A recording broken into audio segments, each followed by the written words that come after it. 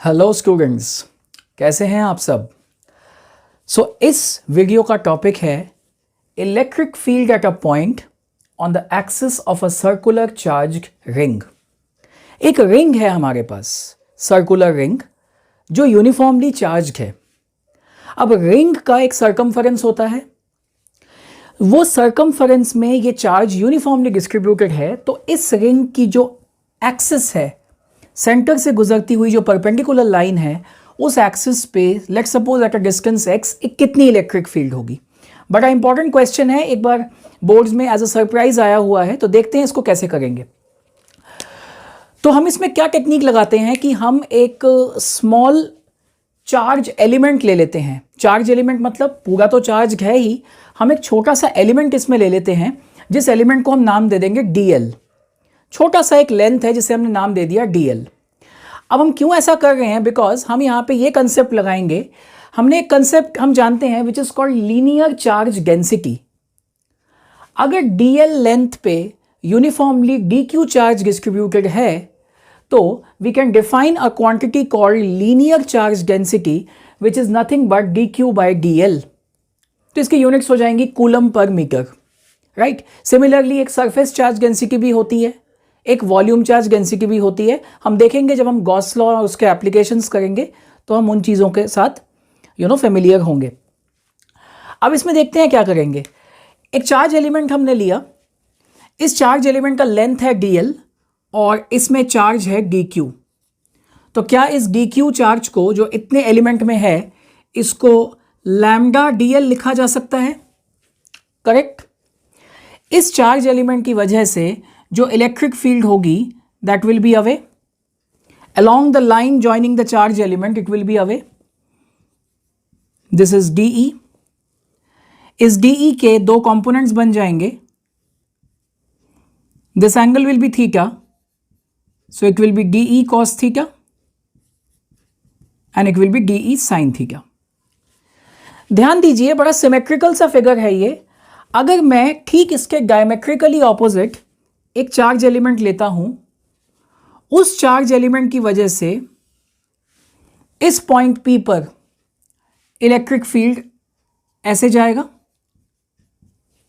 और इसको भी मैंने dE लिखा है। मैं यहां पे मैग्नीट्यूड लिख रहा हूं, या इसको भी मैंने dE लिखा है बिकॉज आप देख सकते हैं चार्ज एलिमेंट मैंने उतना ही लिया है और ये डिस्टेंस दोनों सिमेट्रिकली इक्वल हैं, राइट। ये डिस्टेंस है आपका √(x² + a², ये डिस्टेंस भी वही है। तो इस dE के भी हम कंपोनेंट लिख सकते हैं, ये हो जाएगा dE cos theta and it will be dE sin theta. Symmetrically ये भी थीटा होगा ना, और हमारा ये भी थीटा होगा, करेक्ट। तो आप कहेंगे अब क्या करें। आप देख सकते हैं dE तो सेम है, तो जैसे हमने इक्वेटोरियल लाइन पे किया था, तो dE sin थीटा कंपोनेंट हमारा कैंसिल हो जाएगा। कौन सा कैंसिल होगा, डायमेट्रिकली ऑपोजिट चार्ज एलिमेंट्स के लिए हमारा dE sin theta component cancel हो जाएगा। dE sin theta cancels out,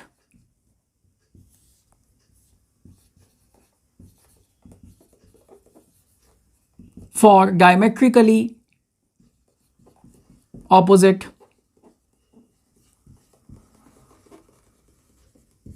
charge elements. Diametrically opposite जरूरी नहीं कि यही दो हो सकता है ये दो हो जाए, ये दो हो जाए, ये दो हो जाए, कोई भी डायमेट्रिकली ऑपोजिट चार्ज एलिमेंट्स होना चाहिए, उनका dE sin theta component cancel out हो जाएगा। लेकिन उन सबके dE cos theta components add होंगे। लेकिन ऐसे कितने कंपोनेंट होंगे, ऐसे इनफाइनाइट कंपोनेंट्स हो सकते हैं, क्योंकि ये एलिमेंट तो मैंने खुद से चूज किया है, मैं ऐसे एलिमेंट्स कितने मर्जी ले सकता हूं। So infinite such components will add up, और कोई टर्म जब infinite number of times add होती है तब हम इंटीग्रेशन का इस्तेमाल करते हैं। सो जो टोटल इलेक्ट्रिक फील्ड होगी इस केस में, it will be integration of dE cos theta. तो पहले देख लेते हैं dE क्या है। dE है वो स्मॉल इलेक्ट्रिक फील्ड इस चार्ज एलिमेंट की वजह से, which will be 1/4 pi epsilon naught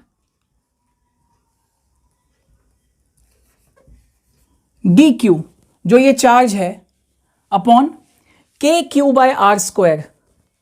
so it will be x square plus A square. आप इस डी क्यू को लैम्डा डी एल भी लिख सकते हैं, उसमें कोई प्रॉब्लम नहीं है। ये हो जाएगा 1/4 एप्सिलॉन नॉट। अब ये कांस्टेंट है, x भी कांस्टेंट है, a भी कांस्टेंट है, तो हमारा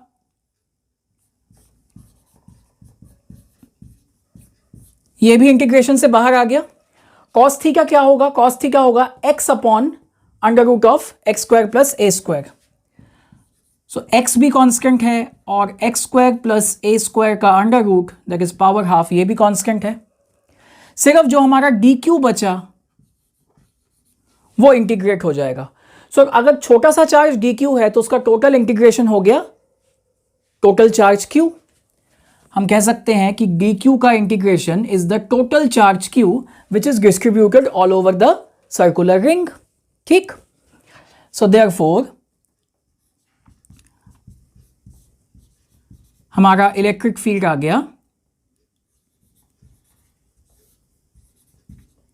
qx/x² + a² पावर 3/2। ये आपका फॉर्मूला आ गया चार्ज रिंग के लिए। अब इसमें पूछता है कि अगर ये पॉइंट चार्ज रिंग से बहुत दूर हो तो ये चार्ज रिंग अप्रोक्सीमेटली कौन से चार्ज डिस्ट्रीब्यूशन की तरह बिहेव करेगा। सो देखते हैं। If x is much greater than a, ring के साइज के हिसाब से ये डिस्टेंस बहुत ज्यादा है, देयरफॉर हम क्या करेंगे? Neglect a² in the denominator, क्योंकि a बहुत छोटा है तो a² बहुत छोटा है। सेम लॉजिक जो हमने शॉर्ट डाइपोल अप्रोक्सीमेशन में किया है for axial and equatorial line, पिछले वीडियोस आप देख सकते हैं। तो हमारा इलेक्ट्रिक फील्ड हो जाएगा 1/4 एप्सिलॉन नॉट q, नीचे हो जाएगा x³, ऊपर है x, so you will get q/x²। Isn't it same as if you have a charge q और डिस्टेंस x पे आप इलेक्ट्रिक फील्ड निकाल रहे हैं, तो इलेक्ट्रिक फील्ड यही आएगा। That means at large distances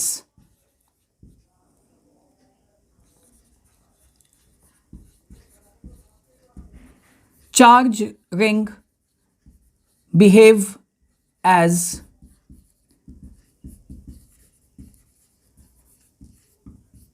point charge. तो लार्ज डिस्टेंसेस पे जो चार्ज रिंग है वो एक पॉइंट चार्ज की तरह एक्ट करेगा। ठीक है, तो ये हो गया आपका टॉपिक खत्म। आई होप आपको समझ में आया हो। कोई स्टेप में प्रॉब्लम है तो वीडियो पॉज करके कमेंट सेक्शन में प्लीज मेंशन कीजिए। एंड टॉपिक समझ में आया है तो वीडियो को लाइक कीजिए और मेरे चैनल को सब्सक्राइब कीजिए। Thank you so much.